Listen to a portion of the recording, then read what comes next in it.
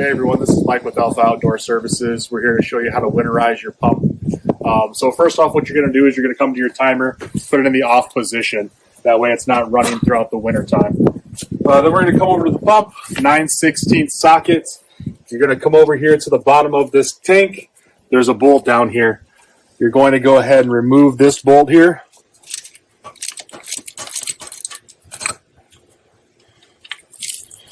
And you're going to have water drain out of here. Come over to the hose bib, open that up so the rest of the water drains out. That's going to take a few minutes to do.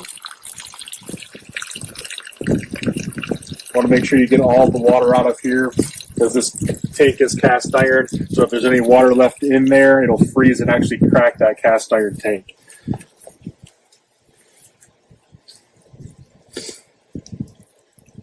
So once you've got all of the water out, you're going to want to put your bolt back in.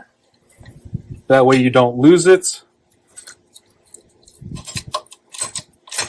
Tighten it up, and then go ahead and turn your hose bib back into the off position.